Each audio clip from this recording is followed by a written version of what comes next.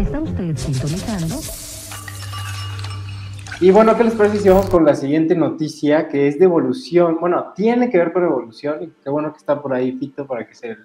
le dé una escuchada a esta noticia, porque se anunció como algo así tal cual como viene aquí, como el título que yo le puse, lo he visto muy anunciado por ahí, que lo ponen como que tenemos grandes errores en la evolución de los organismos, al parecer.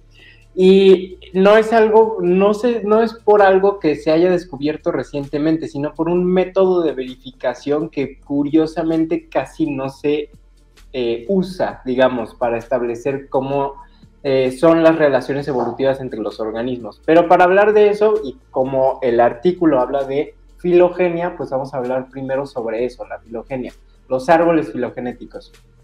Un árbol filogenético es un diagrama ramificado que muestra las relaciones evolutivas entre diferentes especies, basadas en miles de datos sobre sus similitudes y diferencias en las características de los organismos de los cuales se está generando este árbol filogenético. Desde que Linneo hace casi 300 años estableció las bases de la nomenclatura científica para los seres vivos, se comenzó a hacer clasificaciones que tomaban como base las características físicas de los organismos, pues era lo más sencillo y lo único que se conocía en su momento. Así pues, se fueron creando las primeras clasificaciones de seres vivos en las que el aspecto físico determinaba si un organismo estaba emparentado a otro grupo de organismos. Pero tenemos un gran problema llamado convergencia evolutiva, que es lo que vemos en esta siguiente diapositiva. La convergencia evolutiva es básicamente cuando organismos que no están emparentados convergen en morfologías específicas. A veces las convergencias son muy claras, que son entre organismos que no están emparentados. Por ejemplo, del lado izquierdo, pues vemos que un colibrí y una polilla pueden converger en algunas características físicas que les permiten llevar a cabo ciertas funciones, por ejemplo, el alimentarse del néctar de las flores. Pero es muy claro que en este caso, pues son grupos muy separados. Unos son invertebrados y otros son vertebrados, completamente pues diferentes, digamos. Pero a veces no es tan claro, y por ejemplo, en el caso de algunos mamíferos planeadores, hay grupos que evolutivamente están muy separados y que tienen convergencias evolutivas en, por ejemplo, este tipo de membranas entre sus extremidades que les permiten planear, o en algunas plantas el clásico ejemplo de los cactus y las euforbias, que evolucionaron en ambientes similares, más bien surgieron en ambientes similares, bajo presiones similares, pero en diferentes partes del mundo, que los llevaron a tener ciertas formas que fueron y son las más exitosas.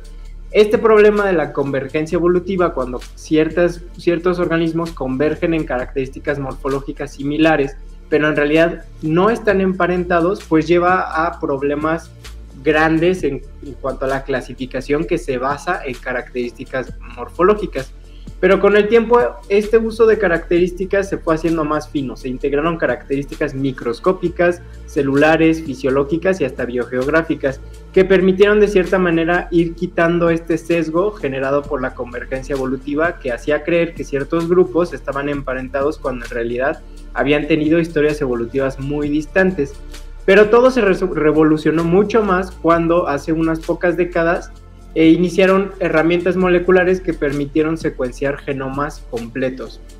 Empezamos a aprender cómo cambiaba el ADN a través del tiempo, los tipos de mutaciones, las razones, los diferentes componentes del genoma, las fijaciones de las mutaciones y un montón de cosas que cambiaron los árboles filogenéticos morfológicos a una mezcla entre morfológicos y moleculares. Entonces ya podemos tener este tipo de datos en donde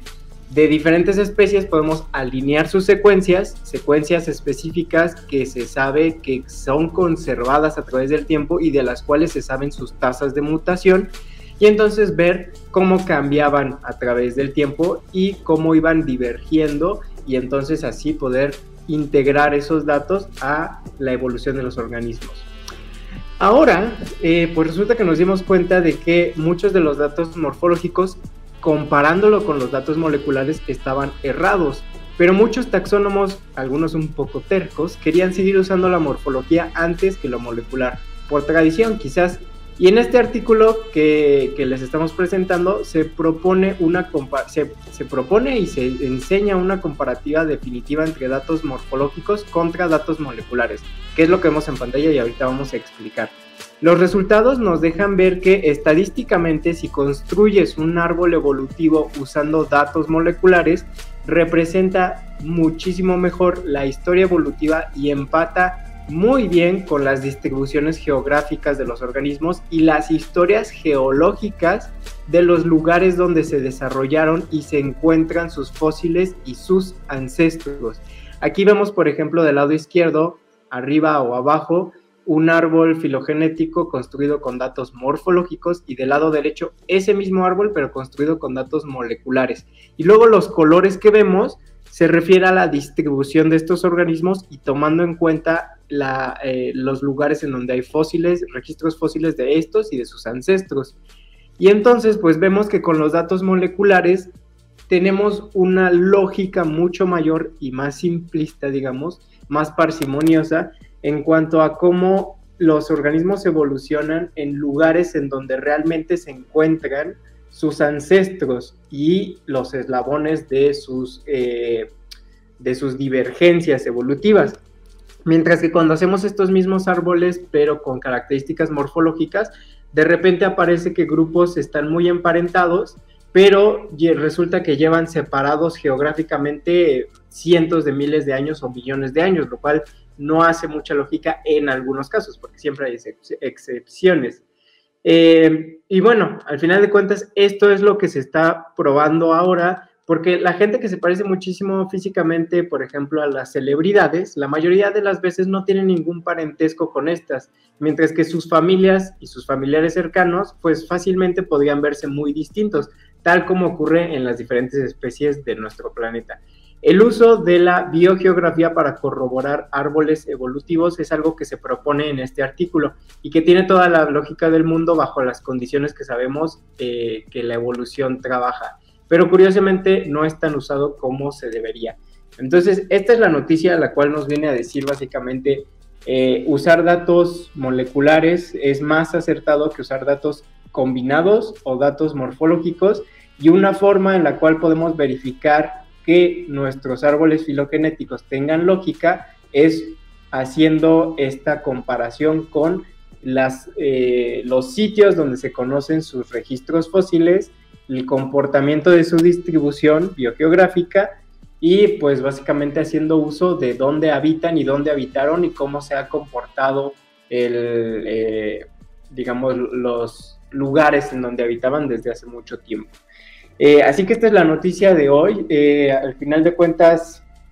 es controversial porque este artículo no solo nos dice hay que usar datos 100% moleculares y corroborarlos con su biogeografía, sino que además nos dice que muy probablemente todo lo que creíamos sobre la taxonomía y la evolución está alejado de lo que realmente es. Entonces, pues, ¿qué les parece? ¿Qué le parece al público? ¿Qué te parece a ti, Santi?